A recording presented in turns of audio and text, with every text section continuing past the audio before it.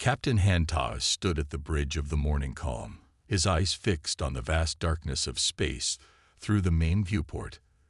The ship, pride of the Korean Space Force, moved silently through the void. After 20 years of space travel, humans had finally reached the stars, only to find that most alien civilizations looked down on them as primitives. "Captain, we're picking up something strange." Lieutenant Park Sun's voice broke the quiet of the bridge. Her fingers moved quickly across her communication panel. "Multiple distress signals, sir. They're coming from everywhere." Han Ta walked to her station, his boots making soft sounds on the metal floor. "Show me." The main screen lit up with dozens of blinking dots, each representing a different distress call. Park Sun played one of the messages. A strange musical language filled the bridge, but the fear in it was clear even without translation. "Can you decode it?" Han Tai asked, leaning closer to the screen. "Working on it, sir. Our AI translator is." Park Sun stopped mid-sentence. Her eyes went wide. "Sir, we're receiving a direct transmission from the Galactic Council." This was unusual. The Galactic Council, made up of the oldest spacefaring races, usually ignored humanity. They thought Earth's technology was too basic, too primitive to be worth their time. Getting a message from them was like having a college professor suddenly ask a kindergarten student for help. "Put it through," Han Tai ordered. A hologram appeared in the center of the bridge. The alien counselor looked like a tall, blue-skinned human with 4 arms. Its voice came through in perfect Korean, thanks to their universal translator. "This is an emergency broadcast to all human ships," the counselor said. Its voice trembled slightly. "We request immediate assistance. Our advanced defense systems are failing. We need help. We need—" The message cut off abruptly. "Sir," called out Officer Kang Min from his sensor station, "I'm detecting massive energy readings from the Moran system. It's like something is eating their sun." Han Ta felt a chill run down his spine. The Moran were one of the most advanced races in the galaxy. Their technology was centuries ahead of Earth's. If something could threaten them— "More distress calls coming in," Park Sun reported. "They're all saying the same thing. Something is moving through the galaxy, consuming energy from stars and planets. All their advanced weapons are useless against it." Han Tai made his decision quickly. "Send a message to Earth Command. Tell them everything we've learned. Then set course for the nearest distress signal. Maximum speed." "Sir," Park Sun looked concerned. "Our weapons are far less advanced than the alien races. If they can't fight this threat, then maybe that's exactly why we need to try," Han Ta said firmly. "Sometimes the simplest solutions work best, and right now we're the only ones answering their calls." As the morning calm changed course, Han Ta thought about his daughter, Han Me, back on Earth. She was working on new weapon systems that combined old and new technology. Maybe that would be humanity's edge in whatever was coming. The bridge crew worked quietly, each lost in their own thoughts. They had trained for first contact, for space combat, for exploration. But this was different. This was the entire galaxy asking for help from the race they had looked down on. "Message sent to Earth Command," Park Sun announced. "They're calling an emergency meeting of all Earth nations." "Good." Han Ta straightened his uniform. "How long until we reach the distress signal?" 2 hours at maximum speed, sir." Han Ta nodded, his face determined. "Whatever we find there, remember this. Today is the day humanity stops being the galaxy's children. Today, we become its protectors." The morning calm streaked through space, its human crew ready to face whatever waited for them. They might not have the most advanced weapons or the fastest ships, but they had something the other races had forgotten while relying on their technology: the courage to face the unknown, and the determination to never give up. Behind them, Earth began mobilizing its forces. Ahead of them, something waited in the darkness between the stars. The galaxy had called for heroes, and humanity had answered. The first battle for survival was about to begin. Commander Li Jin couldn't believe what she was seeing. The Moran system, once bright with the light of 1,000,000 space stations, had gone completely dark. The morning calm floated at a safe distance, its sensors trying to make sense of what happened. No power readings, Officer Kang Min reported from his station. No communications, no life signs. It's like someone turned off a light switch for the whole system. Li Jin turned to Captain Han Ta, who stood silently watching the main screen. "Sir, should we move closer?" Before he could answer, Lieutenant Park Sun's voice cut through the tense silence. "Captain, multiple ships dropping out of light speed around us." Dozens of alien ships appeared, but they weren't attacking. They were running. Their engines glowed hot from pushing too hard, too fast. Many ships showed damage, their hulls scarred and broken. "They're broadcasting," Park Sun said. "Playing it now." A harsh voice filled the bridge. "Flee. Return to your homeworlds. The darkness comes. Our weapons do nothing." Captain Han watched as the alien ships rushed past the morning calm. "How many species are retreating?" "At least 15 different races," Park Sun answered, "including some we've never seen before. They're all running toward their home systems." Suddenly, the ship's lights flickered. Officer Kang's sensor panel lit up with warnings. "Captain, something's happening to the Moran sun." On the main screen, they watched in horror as a dark shape moved across the star. It looked like a cloud made of pure shadow, but it moved with purpose. Where it touched, the sun's surface grew dim. "It's eating the star's energy," Dr. Kim Du said from his science station. His eyes were wide with wonder and fear. "But wait, something's strange. It's ignoring us completely." Captain Han turned to him. "Explain." "The entity feeds on energy, right? But our ship runs on simple nuclear power. The alien ships use quantum drives and dark matter engines." Dr. Kim's fingers flew over his console. "Their advanced technology is like a beacon to these creatures. Our primitive systems are practically invisible." Commander Lee understood first. That's why Earth wasn't attacked. "We're too basic for them to notice." "Send this data to Earth immediately," Captain Han ordered. "And get me a direct line to my daughter. Her hybrid weapons might be exactly what we need." But before they could act, more alarms sounded. The dark entity had finished with the sun. Now it was splitting apart, forming smaller shadows that spread out across the system. "Multiple contacts," Kang reported. "They're heading for the planets. Energy readings are dropping wherever they go." The bridge crew watched helplessly as the shadow beings consumed every power source in the system. The great cities of Moran, once shining with eternal light, went dark one by one. "Launch a probe," Captain Han ordered. "We need to record everything." As they watched, Dr. Kim made another discovery. "Captain, look at this. When they absorb energy, they get bigger. They're not just feeding, they're reproducing." Commander Lee felt a chill run down her spine. If they keep growing and splitting like this, they could consume the entire galaxy. Captain Han finished. He straightened his uniform. "Send a message to Earth Command. Tell them we need every ship we've got. And send the probe data to Han Mai. She needs to know exactly what we're fighting." The morning calm hung in space, its human crew watching as the shadows finished their feast.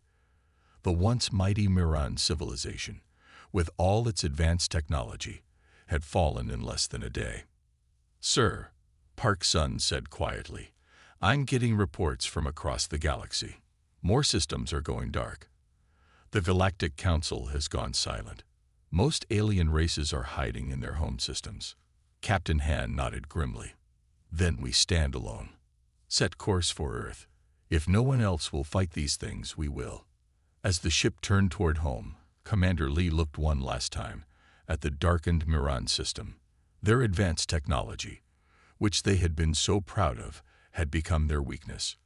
Now, humanity's primitive technology might be the galaxy's only hope. The morning calm jumped to light speed, racing to warn Earth. Behind them, In the darkness between the stars, the shadow beings continued to grow, divide, and spread. The real war was about to begin. Han Mai stood in front of the world's leaders at the emergency space defense meeting in Seoul. Her hands were steady as she pointed to the images from the morning comms probe. The room was packed with military commanders and scientists from every nation. The enemy feeds on advanced energy sources, she explained, her voice clear and strong. But our older technology is nearly invisible to them. That's our advantage. A general from the American Space Force raised his hand. So you're saying our weakness is actually our strength? Exactly. Han Mai pressed a button, showing her new weapon design. I've created something that combines old and new technology. We call it the Pulse Hammer. The design showed a simple but clever weapon. It used normal nuclear power, but could release it in powerful bursts that could hurt the shadow beings. The best part was that it didn't need any of the advanced energy sources that attracted the enemy. We've tested it on a small scale, Han Mai continued. It works, but we need every country's help to build enough for our ships. The room burst into activity. For the first time in history, all of Earth's nations agreed on something without arguing. They had to fight back, or the whole galaxy would fall. Back in space, Captain Han Ta watched from the morning calm as Earth's combined fleet came together. Ships from every nation gathered around the moon, their crews training to work as one team. Korean ships flew next to American ones. Chinese vessels practiced with European craft. Old enemies became allies against a greater threat. It's quite a sight, Commander Li Jin said, standing beside him. I never thought I'd see Earth so united. Fear can bring people together, Captain Han replied. But so can courage. Lieutenant Park Sun's voice came over the ship's speakers. Captain, you need to see this. The Galactic Council sent a message. The main screen showed several alien council members. They looked shocked to see humans preparing for war instead of hiding. You cannot fight these beings, one alien said. Your technology is too primitive. You will all die. Captain Han stepped forward. Maybe. But we'll die trying to save everyone, not hiding in our homes. We fight not just for Earth, but for all life in the galaxy. The aliens fell silent, stunned by his words. Down in the weapon room, teams worked around the clock to install Han Mai's pulse hammers. The weapons looked simple compared to alien technology, but that was the point. Sometimes the simplest answers worked best. All ships report ready, Officer Kang Min announced. Pulse hammers are installed and tested. Commander Lee checked the fleet numbers. 500 ships from Earth, each carrying Han Mai's new weapon. It wasn't a large fleet compared to what the aliens used to have, but every ship was crewed by volunteers who chose to fight. Message from Earth Command, Park Sun said. The shadow beings have been spotted near Proxima Centauri. They're heading this way. Captain Han looked at his crew. They were scared, yes, but also determined. Send the order to all ships. We meet them at Proxima. We stop them there. The Earth fleet moved out as one, ships flying in perfect formation. On board the morning calm, Han Mi joined her father on the bridge. She had insisted on coming to see her weapons in action. The whole galaxy thinks we're crazy, she said softly, fighting with primitive weapons against something that defeated their advanced technology. Her father smiled. The galaxy forgot something important. Sometimes the oldest solutions are the best ones, and humanity never learned to give up. As the fleet approached Proxima Centauri, they could already see the shadow beings moving through space, dark shapes that ate light and energy, growing larger with every star they consumed. All ships, battle positions. Captain Han ordered. Remember your training. Remember what we're fighting for. Not just Earth, but every world that couldn't fight back. The crew took their places, weapons powered up, shields activated. 500 ships against an enemy that had defeated civilizations far more advanced than Earth.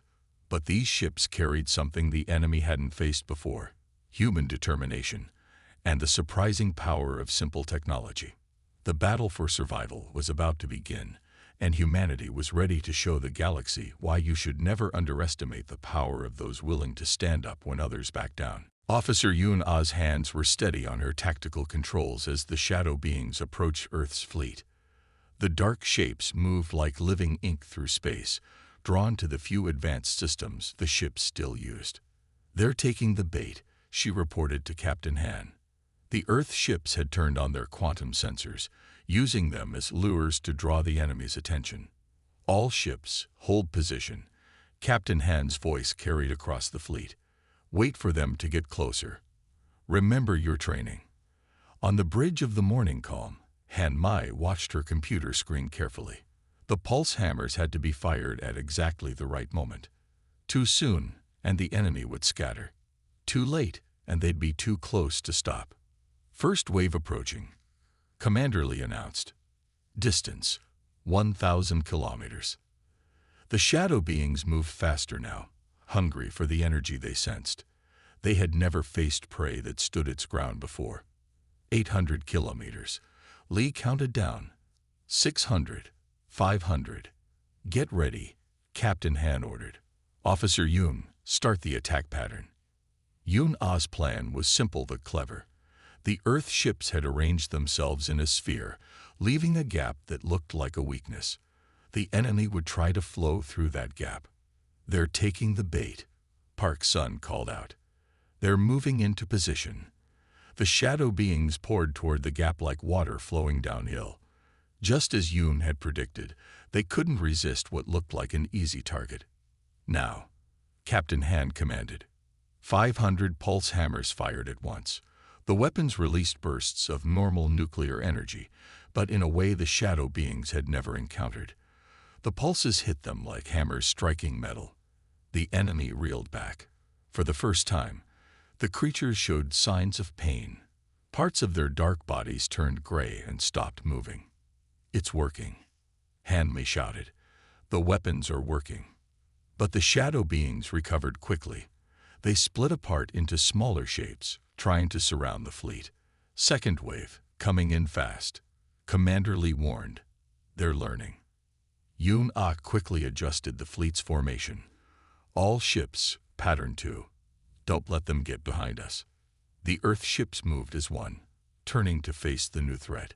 The pulse hammers fired again and again. Some shots missed, but others struck true. More shadow beings turned gray and drifted away, dead or dying. But Earth's fleet was taking damage too. 3 ships exploded as shadow beings wrapped around them, crushing their hulls. 5 more lost power and had to retreat. "We're losing too many," Park Sun reported. "We can't keep this up." That's when Yoon Ah noticed something important. "Captain, look at the gray ones. The dead ones. They're absorbing the energy attacks meant for the living ones." Han Meave understood first. "They're using their own dead as shields. We need to change tactics." Captain Han nodded. "Officer Yoon, what do you suggest?" Yoon Ah thought quickly. "The pulse hammers. We can change their frequency. Make them pulse faster, like a strobe light. It might confuse them." "Do it," Captain Han ordered. "All ships, adjust your weapons." The next volley was different. Instead of single powerful bursts, the pulse hammers fired rapid, shorter pulses. The shadow beings couldn't react fast enough. They tried to use their dead as shields, but the quick pulses slipped through the gaps. "It's working," Commander Lee shouted. "They're falling back." The battle raged for hours. Earth's fleet lost 30 ships, but they held their ground.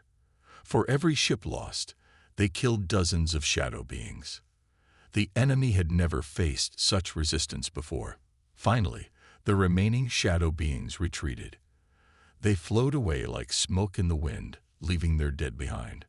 The bridge crew of the Morning Calm cheered, but Captain Han raised his hand for quiet. "This was just the first battle," he said. "They'll be back, and they'll be smarter next time."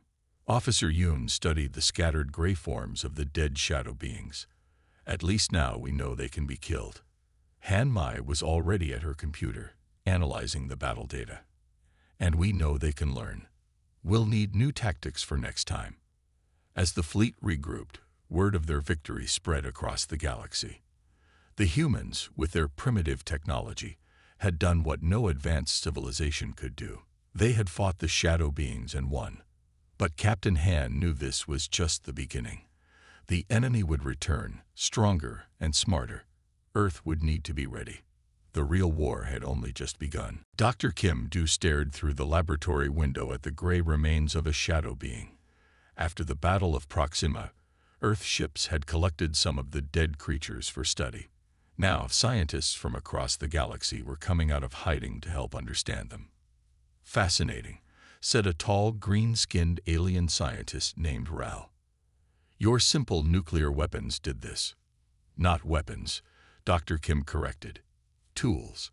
Handmade, designed them to stun, not destroy. We wanted to understand our enemy, not just kill them.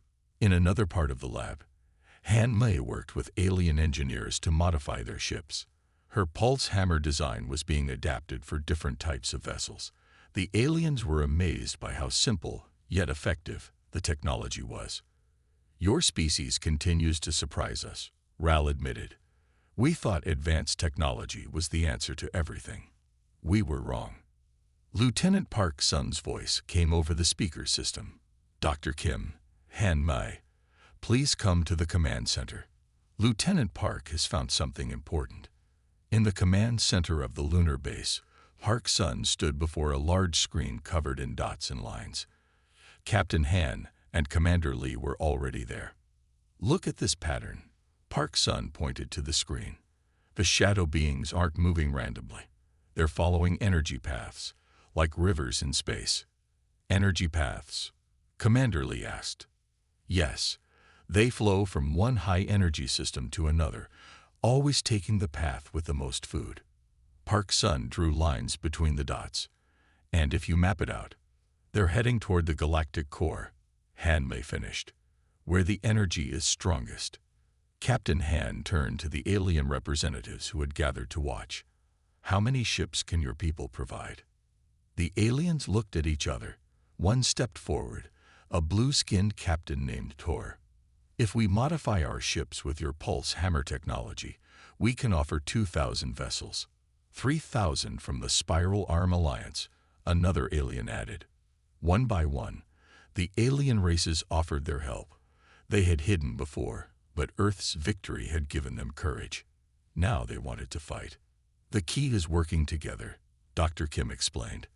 The shadow beings adapt quickly to any single type of attack.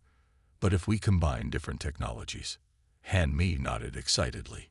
Yes, we can create layers of defense. Human ships with pulse hammers in front, alien ships with modified weapons behind them. And a trap, Officer Yoon said, joining the group. We can use their feeding patterns against them. Lead them right where we want them. The planning room buzzed with activity. Aliens and humans worked side by side, sharing ideas and strategies. Species that had once looked down on humanity now listened carefully to Earth's military leaders. Captain Han watched with pride as his daughter explained the pulse hammer modifications to a group of alien engineers. They were taking notes and asking questions, treating her ideas with respect. It's strange, Commander Lee said, standing beside him. A few months ago, they thought we were primitives. Now they're following our lead. Sometimes the simplest answer is the best one, Captain Han replied. We just needed a chance to prove it. Dr. Kim's voice called out across the room. Captain, we've made a breakthrough. On his screen, a simulation showed how the shadow beings communicated. They used pulses of energy, similar to the way Earth's deep-sea creatures used sonar. If we can disrupt their communication, Dr. Kim explained, we might be able to confuse entire groups at once. The alien scientists crowded around, adding their own knowledge. Each species had seen different aspects of the shadow beings. Together, they were finally understanding their enemy. A warning alarm sounded. Lieutenant Park's screen showed new movement. They're gathering, she reported. Hundreds of them, moving toward the core. They're getting ready for something big. Captain Han looked around the room at the gathered aliens and humans. Then we'll be ready too. How soon can the combined fleet be ready? 3 days. Tor answered.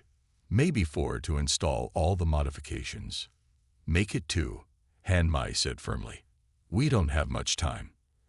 As the room burst into action, Captain Han felt a surge of pride. Humanity had done more than just fight back. They had brought the galaxy together, turning fear into hope. The shadow beings were gathering their strength. But this time, they wouldn't face divided races trying to hide behind advanced technology. This time, they would face a united galaxy, led by the species they had ignored. The final battle was coming. The galactic core blazed ahead of them, a sea of stars so bright it hurt to look at. Commander Li Jin stood on the bridge of the morning calm, watching as the combined fleet moved into position. 6,000 ships, human and alien vessels working together for the first time in history. Shadow beings detected, Lieutenant Park Sun announced. Massive numbers. They're gathering around the core's edge.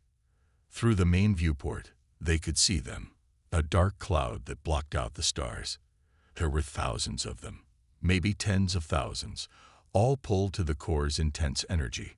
All ships report ready, Officer Yoon said from her tactical station. The modified pulse hammers are charged. Captain Han Ta took his command chair. Send the signal. Begin Operation Lightbringer. The first wave of ships moved forward, Earth vessels leading the way. Their primitive nuclear engines made them almost invisible to the enemy. Behind them, alien ships waited with their new weapons ready. They've spotted us, Park Sun reported. They're moving to attack. The shadow beings flowed toward them like a black tide. But this time, the fleet was ready. This time, they had a plan. Now, Commander Lee ordered. The front line of Earth ships fired their pulse hammers, but instead of attacking, they created a web of energy, just the kind that attracted the shadow beings. The enemy rushed forward, eager to feed. They're taking the bait, Yoon said, moving into the trap zone. Han Mi's voice came over the radio from her position in the science ship. Energy web is stable, ready for phase 2. The shadow beings pushed deeper into the web of energy, growing larger as they fed. That's when the alien ship struck. Modified weapons fired from all directions, trapping the enemy in a sphere of deadly light. But something was wrong. The shadow beings didn't die or retreat. Instead, they started to merge together. Energy readings off the scale, Dr. Kim shouted from his station. They're combining into one entity. The small shadow beings flowed together like drops of water, forming a massive shape bigger than any ship in the fleet. Its dark surface rippled with absorbed energy. All ships, fall back, Captain Han ordered. But it was too late. The giant shadow being lashed out with tentacles of pure darkness. 3 alien ships vanished instantly, their energy absorbed. 2 more spun away, badly damaged. We need a new plan, Commander Lee shouted over the chaos. The weapons aren't strong enough. That's when Han Mi noticed something strange on her sensors. Father, the entity has a center, a brain. When they joined together, they created a single consciousness. Captain Han understood immediately. Officer Yoon, gather every ship we have. Concentrate all fire on these coordinates. The fleet moved as one, forming a ring around the massive shadow being. Every ship charged its weapons, pulse hammers and alien technology working together. Fire, Captain Han commanded. 6,000 ships fired at once. The space around the giant entity lit up like a new star being born. The shadow being's surface boiled with absorbed energy, growing larger and larger. It's not working, Park Sun cried. It's just getting stronger. But Han Mai saw something else. Wait, look at the center. The energy is too much, it can't hold together. She was right. The giant shadow being had grown too big, absorbed too much power. Cracks of light appeared in its dark surface. Pure energy poured out from its core. All ships, clear the area, Commander Lee ordered. The fleet scattered just as the entity burst apart. But instead of splitting into smaller shadow beings, it collapsed in on itself. The combined energy of 6,000 ships had been too much for even its massive form to contain. Where the giant shadow being had been, now floated a small dark sphere, the remains of its consciousness. Around it, the smaller shadow beings drifted lifelessly, cut off from their central mind. "We did it," Yun-Ah whispered. "We actually did it." Dr. Kim's voice was filled with awe. "Not just did it. We've captured their controlling intelligence. Now we can study it, understand it, maybe even communicate with it." Captain Han looked out at the battlefield. They had lost ships and brave crews, but they had won. Humanity had led the galaxy to victory. But as he watched the dark sphere pulse with remaining energy, he knew this wasn't the end. This was just the beginning of a new chapter in galactic history. The real work of building a united galaxy was about to begin. 1 month after the Battle of the Core, Captain Han Ta stood before the new Galactic Unity Council in Seoul. The Great Hall was filled with representatives from every spacefaring race. Earth, once considered too primitive to join galactic society, now hosted the most important meeting in cosmic history. "The shadow beings are contained," Han Ta reported, gesturing to the hologram behind him. "Their central consciousness is held in a special facility on the moon, surrounded by the simplest technology we could design. They can't feed on it, can't escape it." Dr. Kim Do stepped forward next, standing beside his captain. "We've learned to communicate with them," he explained. "They're not evil, just hungry.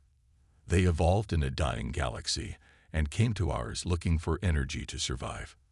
Han Mi joined them, her face serious but hopeful. "Using a combination of human and alien technology, we've created a safe way to feed them. They don't need to destroy stars anymore. They can live on our controlled energy sources." The alien representatives whispered among themselves.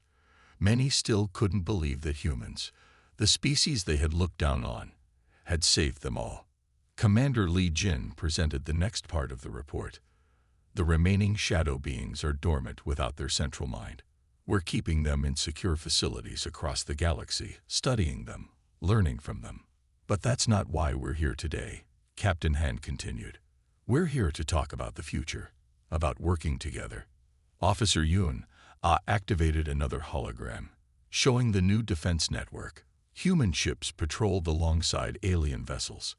Simple technology worked with advanced systems. The galaxy had changed. "Humanity proved something important," Captain Han said. "We proved that being advanced doesn't always mean being better. Sometimes the simple solution is the right one. Sometimes courage matters more than technology." Lieutenant Park Sun translated his words into different alien languages, but she hardly needed to. Most species had learned to speak Korean or English in the past month. They wanted to understand the humans who had saved them. "We propose a new way forward," Han Ta announced. "Not with one race leading and others following, but with all of us working together, learning from each other, using the best of both simple and advanced technology." The alien council member named Tor stood up. "Earth has earned its place among the stars," he declared. "We vote to make humans full members of galactic society, not as juniors to be taught, but as equals to learn from." The vote was unanimous. After centuries of being seen as primitives, humanity had proven its worth. As the council meeting ended, Captain Han walked through the halls of the building with his daughter. Outside, Seoul's skyline mixed Earth architecture with alien designs. Ships from across the galaxy flew peacefully through the sky. "Did you ever think we'd end up here?" Han Mi asked, looking up at the stars becoming visible in the evening sky. "No," her father admitted. "But I always knew humanity had something special to offer. We never gave up. We never stopped trying to reach the stars." In the months that followed, the galaxy changed. Aliens and humans worked together, sharing knowledge and technology. Earth's simple solutions helped make advanced technology safer and more reliable. Alien science helped humans explore further and understand more. The captured shadow beings became a bridge between species. Learning to help them taught everyone about cooperation and understanding. Some even chose to work with their former enemies, helping to build better energy systems. 1 year after the Great Battle, Captain Han stood on the bridge of the morning calm again. The ship had been upgraded with a mix of human and alien technology, but still kept its simple nuclear core. His crew now included members of different species, all working together. New mission from Earth Command, Lieutenant Park announced. They want us to explore beyond the galaxy's edge. See what else is out there. Captain Han smiled. Once, such a mission would have been given to more advanced alien ships. Now, humanity led the way into the unknown. Send word to our fleet, he ordered. Tell them to prepare for launch. As the morning calm moved away from Earth, Captain Han looked at his mixed crew, human and alien working side by side. They had saved the galaxy not through superior technology, but through courage, creativity, and the willingness to stand up when others would not. The stars stretched out before them, full of new mysteries to solve and new challenges to face. But this time, they would face them together. Humanity had stepped forward when heroes were needed, and in doing so, they had changed the galaxy forever.